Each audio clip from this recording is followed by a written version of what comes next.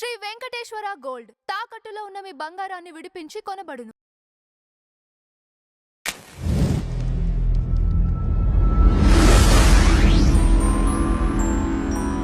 నమస్కారం వర్మ గారు. ఈ మధ్య సుప్రీంకోర్టు కూడా ఆర్డర్ ఇచ్చింది, ఏది కుక్కలకు సంబంధించి. స్ట్రీట్ లో అన్నం పెట్టకండి కుక్కలకి అని చెప్పేసి కోర్టు చెప్పేస్తుంది, సుప్రీంకోర్టు.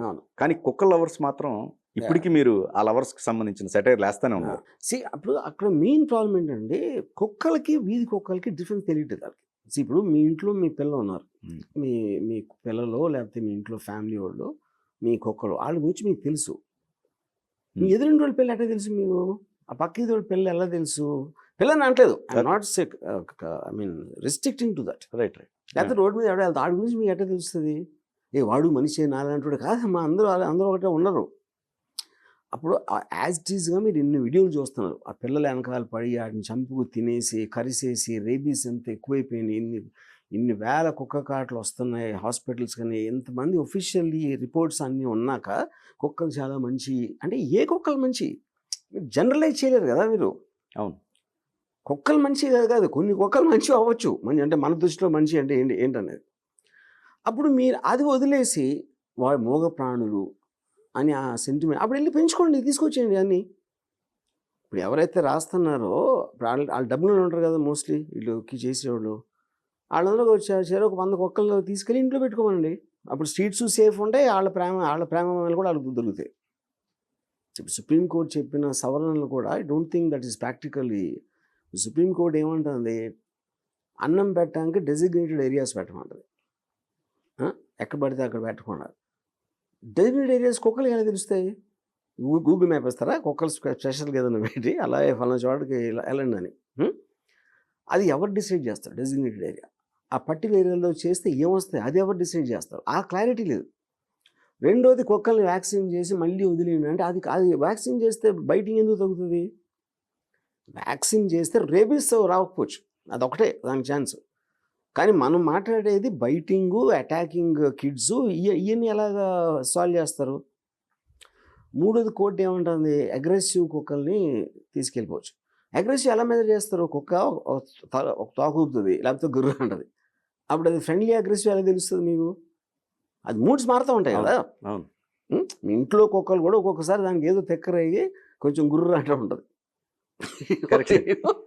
అప్పుడు అది అగ్రెసివ్ కుక్క అని ఎవరు డిసైడ్ చేస్తారు? దానికి కొలమానం ఏంటి? గుర్రు అంటే అగ్రెసివా, కరిస్తే అగ్రెసివా, చంపేస్తే అగ్రెసివా, ఏంటి? అది I think it's a very very difficult thing. అంటే అఫ్కోర్స్ వినటానికి అమెరికాలో అంత అక్కడేంటి వీధిలో కుక్క దానికి ఒక ట్యాగ్ ఏది లేకపోతే తీసుకెళ్ళిపోతారు. ఫస్ట్ ఒక లిమిటెడ్ టైం పీరియడ్లో వచ్చి క్లెయిమ్ చేయకపోయినా లేకపోతే అడాప్ట్ చేసుకోకపోయినా చంపేస్తారు. ఇప్పుడు మీరు మానవత్వ దృష్ట్యా చంపకూడదు అన్నీ పెట్టారు, ఎక్కడ పెడతారు? షెల్టర్స్. వాటికి షెల్టర్స్ మీరు కట్టిస్తే 8 కోట్ల కుక్కలు ఉన్నాయి ఇండియాలో. ఓకే, 8 కోట్ల కుక్కలకి షెల్టర్స్ ఎలా పెడతారు మీరు? ఎన్నిటిని పెడతారు? దానికి కావాల్సిన రిసోర్సెస్ వాటిని మేపటం అవన్నీ ఉంటే అరుస్తూ ఉంటే కూర్చుకుంటూ ఉంటే డిజీజ్ స్ప్రెడ్ అవుతుంది. ఇవన్నీ ఎలా ట్యాకిల్ చేస్తారు అదంతా? సో మీకు మానవత్వానికి ప్రాక్టికాలిటీకి ఒక రిలేషన్ ఉండాలి కదా, కోరిలేషన్ ఉండాలి కదా. కానీ స్ట్రీట్ డాగ్స్ వల్ల అసలు ఏ ప్రయోజనం ఉండదంటారా? కానీ అదే అంటున్నాను, ప్రయోజనం ఉండొచ్చు ఉండకపోవచ్చు, కానీ ఏది ఇంపార్టెంట్ అనేది పాయింట్ కదా. పిల్లల మీద ఎన్ని అటాక్స్ జరుగుతున్నాయి అనేది వాస్తవం, ఇంతకని కరిసేస్తున్నాయి అనేది వాస్తవం, హాస్పిటల్ రికార్డ్స్ వాస్తవం, exponential increase in rabies due to dog bites కూడా వాస్తవమే. అది కదా ప్రయారిటీ. ఇప్పుడు మీకు ప్రతి దాంట్లో ప్రోస్ కాన్స్ ఉండొచ్చు, కానీ ఇమ్మీడియట్గా ఉన్న డేంజరే ఎవడన్నా చెప్పేది కదా. వర్షం ఫ్లడ్ వస్తుంది, ఫ్లడ్ వచ్చినప్పుడు మునిగిపోతారు, చచ్చిపోతారు. కానీ అదే ఫ్లడ్ మీకు నీళ్ళు కూడా ఇస్తుంది, అది నీళ్ళు కూడా ఇస్తుంది కదా వర్షం వచ్చినప్పుడు, అంటే అలా ఉండదు ఇది. రైట్. సో దీని మీద ఇప్పుడు కుక్కలు లాయల్, ఎంత లాయల్గా ఉంటాయంటే అది లాయల్గా ఉండకపోవడం తెలియదు కాబట్టి లాయల్గా ఉంటుంది. అది మనిషి ఎందుకు ఉంటాడు లాయల్గా? ఆడికి బొర్ర ఉంది కాబట్టి లాయల్గా ఉన్నాడు, అంతేగాని అది క్వాలిటీ కాదు, అది ల్యాక్ ఆఫ్ మైండ్. కానీ దీని మీద చాలా రివర్స్ అవుతున్న వాళ్ళే చాలా మంది ఎక్కువ బయటికి ఫ్లెక్కార్డ్స్ పట్టుకోనో లేకపోతే నిరసనలో ఎంటైర్ ఇండియా మీరు ప్రతిరోజు వాళ్ళకి రివర్స్ కౌంటర్ వేస్తానే ఉన్నారు. అది ఏం అవ్వదండి ఫైనల్గా. అంటే ఇప్పుడు ఒక తెగేదాకా ఒక పాయింట్ వస్తుంది. ఇప్పుడు రేపు పొద్దున్న ఇది ఇప్పుడు మర్చిపోతారు ఇంకో 4-5 డేస్లో, మళ్ళీ ఇంకొక ఇయర్ ఎంతో అయ్యాక మళ్ళీ అది జరుగుతుంది ఇన్సిడెంట్, Right. మళ్ళీ అందరు లిగుస్తారు. అదే కదా మనం చేసేది. ఇప్పుడు Exactly. అదంతా ఒక చిన్న సైకిల్ వెళ్తూ ఉంటుంది. బికాజ్ మీరు it is not possible to put down the dogs. ఎందుకంటే మీరు అంత పాపులేషన్ ఎలా చేయగలుగుతారండి? అవును. అసలు పాపులేషన్ మెజర్ చేయటమే కష్టం. 8 కోట్లు ఉన్నాయా 16 కోట్లు ఉన్నాయా కూడా తెలియదు ఓకే.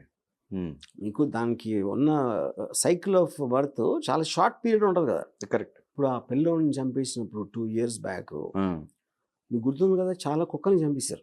ఇది రెసిడెంట్స్, వీధుల్లో ఉన్న వాళ్ళు తరిమి చంపేశారు రైట్. ఆ భయంతో. ఇప్పుడు ఎప్పుడైనా మనిషికి డేంజర్ వస్తుంది అన్నప్పుడు మీరు గవర్నమెంట్ ఏం చేయలేకపోతే వాళ్ళే చేస్తారు. కరెక్ట్. ఇప్పుడు సేమ్ థింగ్ మీకు ప్లేగ్ వచ్చింది 1995 ఆ టైంలో అంతా మొత్తం ఎలకలు అన్నీ తీసేసి ఎక్కడ పడితే అక్కడ చంపేశారు ఆయన. యూనో, సో అది ఇంకా న్యాచురల్ ఇన్స్టింక్ట్ కదా. సర్వైవల్ ఇన్స్టింక్ట్లో మీ లైఫ్కి థ్రెట్ వచ్చినప్పుడు ఇంకో స్పీసీస్ మీదకి మీరు వెళ్తారు. That's an order of nature. అది కరెక్ట్.